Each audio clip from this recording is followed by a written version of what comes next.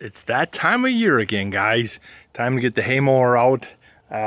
Do first cutting on my weeds out in the field on that new alfalfa, and then hopefully get them weeds off before they go to seed and before they become too destructive. And then hopefully the alfalfa will keep coming up behind them. And the other season is, it's that time of year when hornets start nesting everywhere. Luckily, it's in the mid 50s this morning. They're pretty asleep right now, so I'll get the air hose and knock that out of there and hopefully be rid of them. There ain't much I got to do. I just pop this bolt, and that pin. Pop this bolt. This pin just comes right out, and then the whole sickle section comes out. The guards look to be in good shape. They're a non-clog guard, so you see there's no guard tip out here, and man, that works awesome. It works really awesome, especially for us. If you get downed crop, or even where you run over into a windrow that's down, like at the end of the field, you finish up with a triangle. After using these non-clog guards, I couldn't go back to a regular guard. They just cut so beautiful through the field.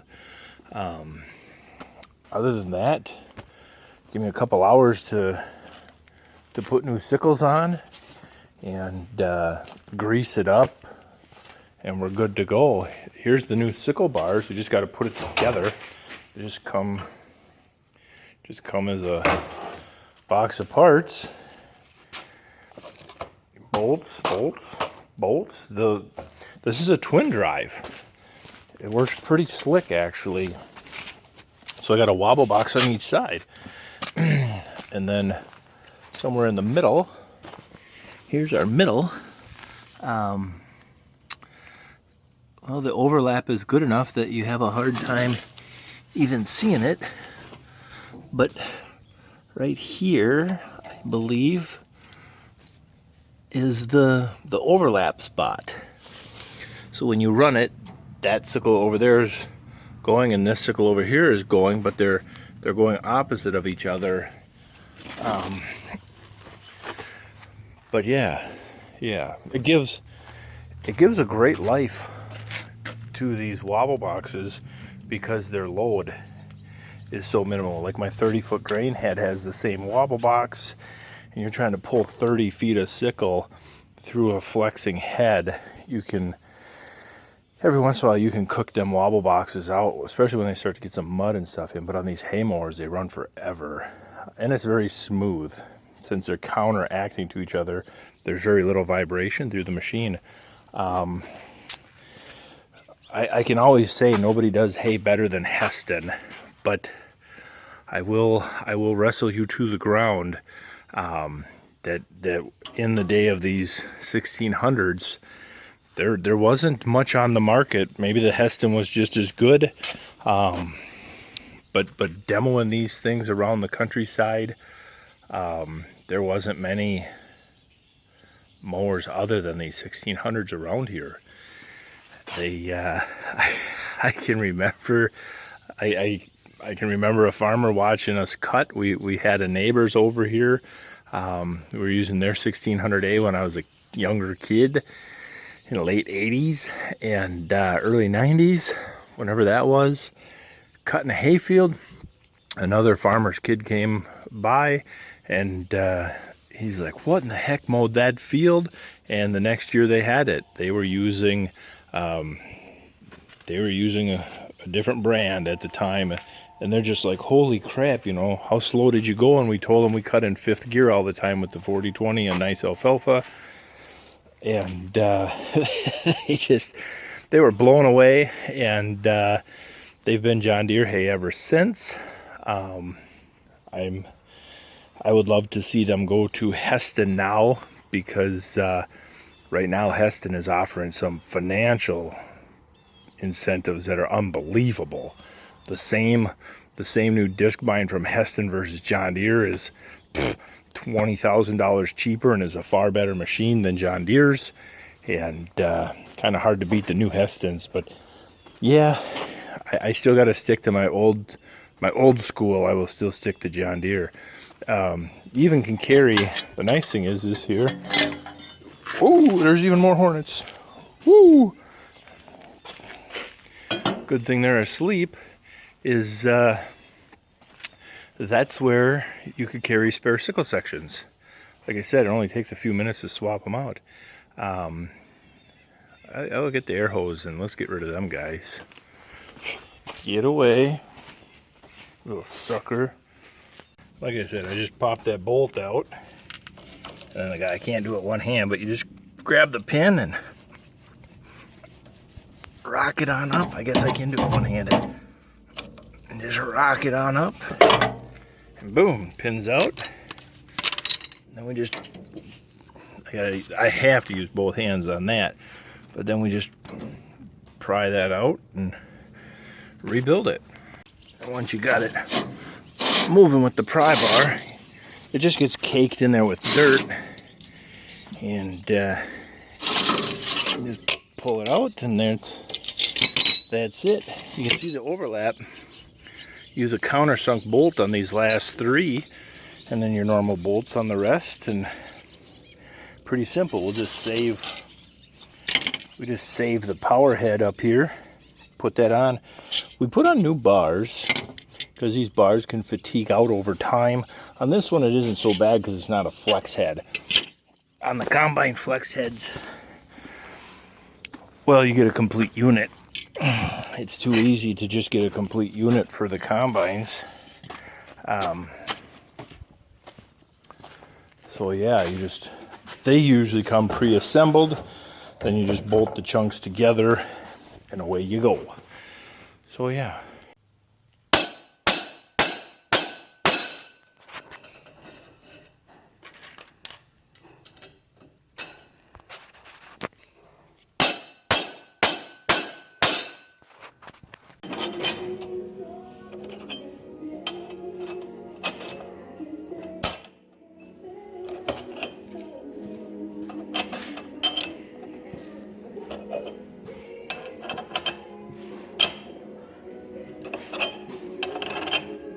Someone had said when I did my farm truck video, someone had said that I like taking it for drag races and stuff. And I will tell you, in the state of Minnesota, if you see a Subaru, you know it's a hippie. There's no doubt about it. It's a hippie.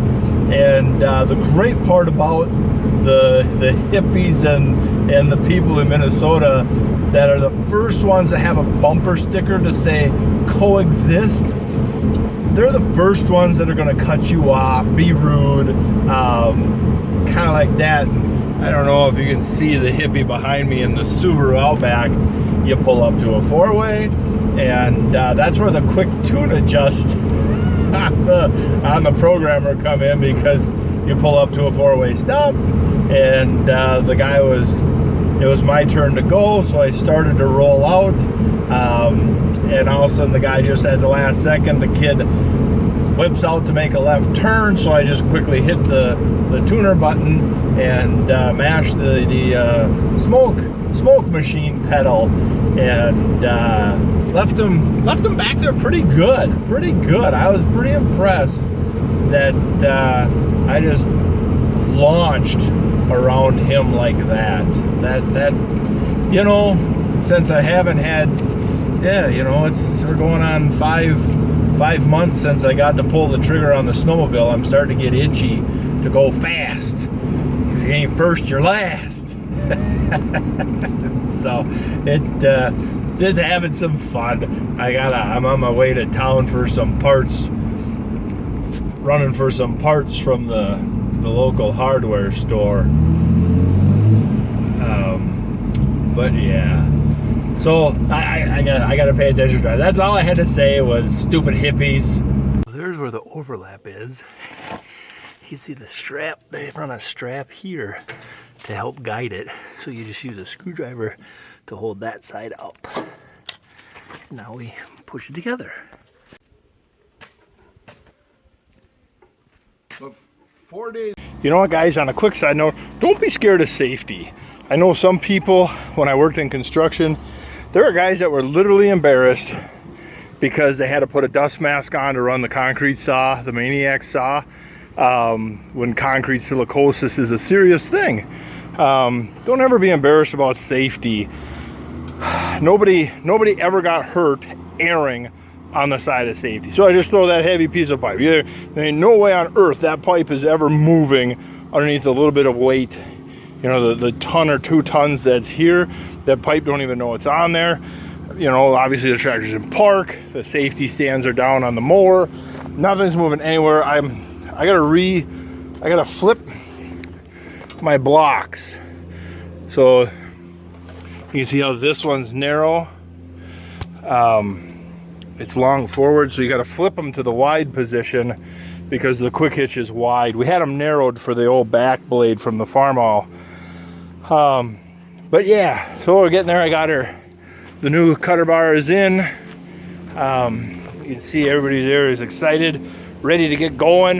The other thing, you know, I love with these non-clog guards is since there's no point up front, is if you get that spot of hay, you know, everybody that's cut thick alfalfa, every once in a while, because of first cutting, because of weather, you can't get in the field on time, you got that mat of just lodged down where the stems kind of sweep up like that behind the hay mower.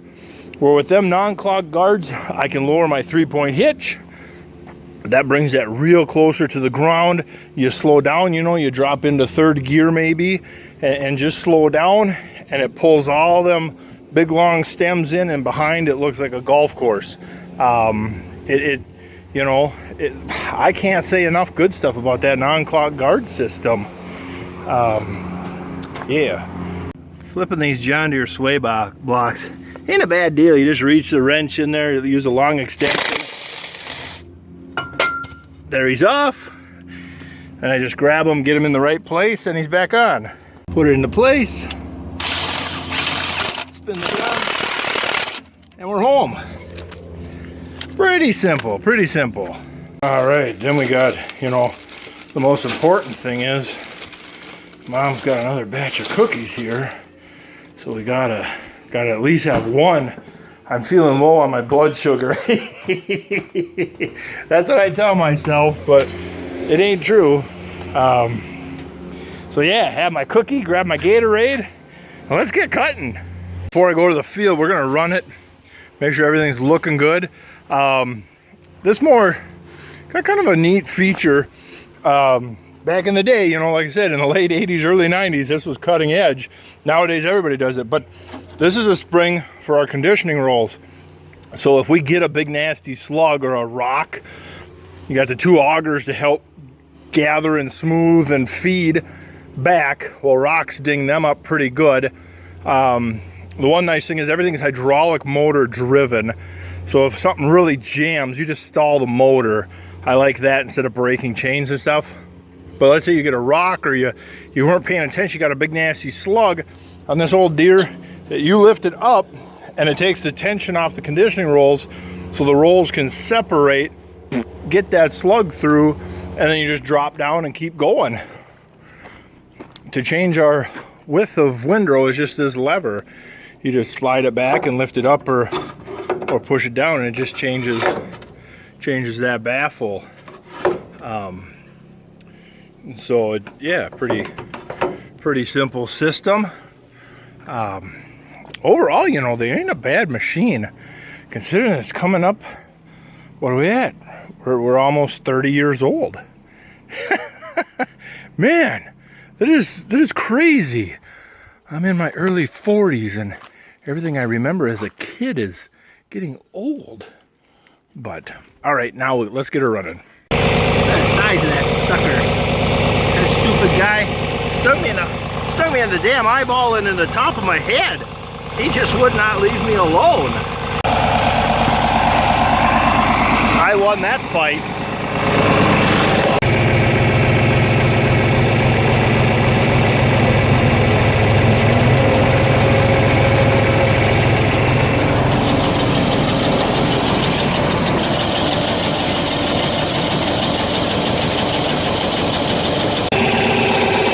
I don't know how good that shows up. That bugger feels, the wind, it feels like my whole side of my face is hot and sweaty, and that's pretty impressive that that bee even got there, because, I mean, to get through steel is pretty tough, you know. It's not any bee is going to do that. So obviously that bee had some kryptonite in him. All right, well, let's go in, set down, set my hitch a little bit. Try it right there once and see how that is. Turn the PTO on.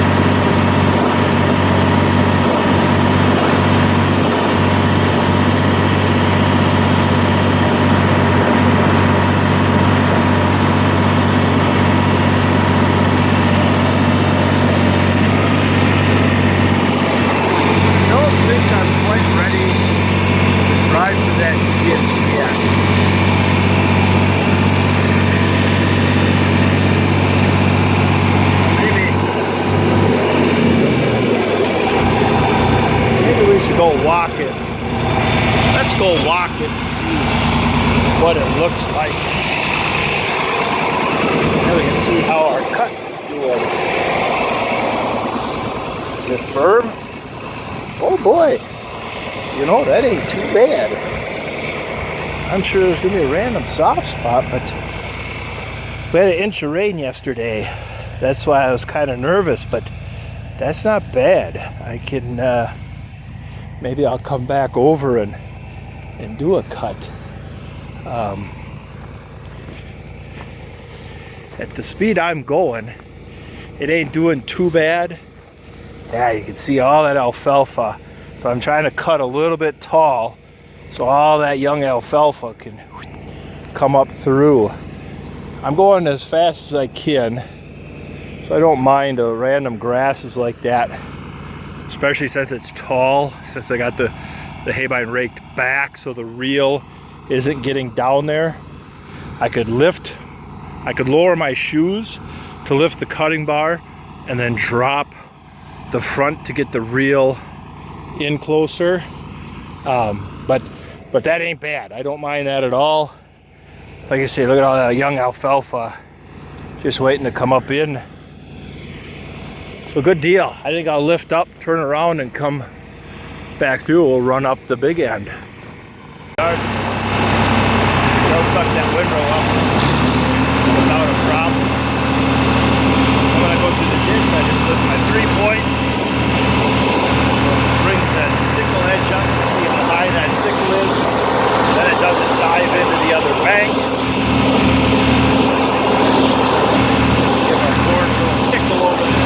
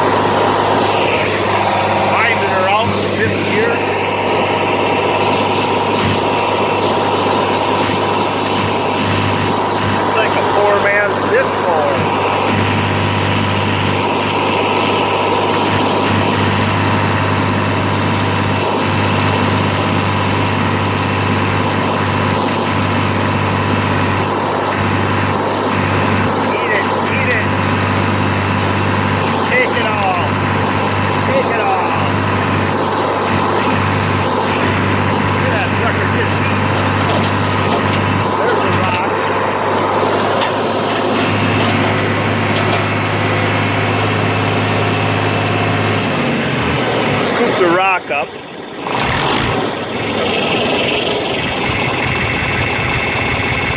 Sounds like it might be out.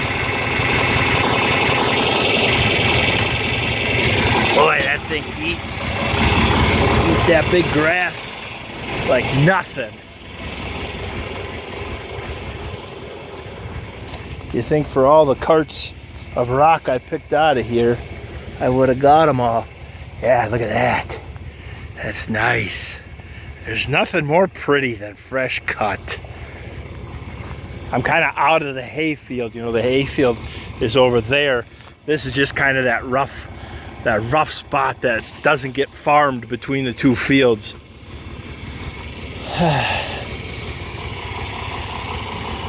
Well, it looks like it got out. But while we're here, now we got this big guy. This is where I need my GPS. He's not moving. I need my GPS to flag these stones. I can't see it in there. Well, let's get cutting. Look at that big, beautiful stand. That is all volunteer. That is all volunteer. I haven't seen these weeds in a long time. And then the one time I roll this field over, Now we got it like this. We're gonna make cattle feed out of it. But look at that. Look at that compaction fighting root. That is just awesome. That is just awesome. Remember, a lot of these brassicas do not promote mycorrhizal fungi life. That's why the roots come up clean, is they don't really produce they don't really partnership that symbiotic relationship with much soil life. At least that's what my research has led. If I'm wrong, let me know. But I'll spin the camera around and we'll talk a little bit about using this as cattle feed quick and some cautions.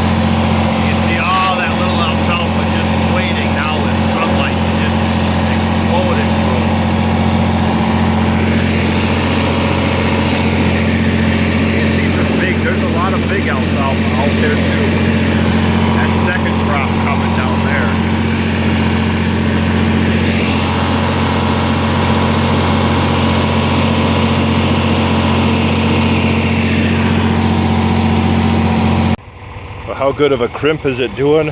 It's doing an excellent crimp. You can just see how it crushed that stalk beautifully. So I'd like to be optimistic. When that sun gets cooking today, we're supposed to get close to 90 today. The problem is 55 degrees with high humidity and tremendous amount of dew points. Even if the humidity's not there, 55 degrees overnight with some humidity and a tremendous amount of dew. That's going to slow the drying down some. I'm optimistic that we'll be able to get it dried this week. I think the weather looks good. There is some tonnage here. This is impressive for not a free crop, but you know, it might just be bedding. All depends what the feed analysis says. But there might be some bales out here. I don't know. I have no idea how this stuff's gonna roll up. Like I say in all my other videos, you guys are learning right with me here.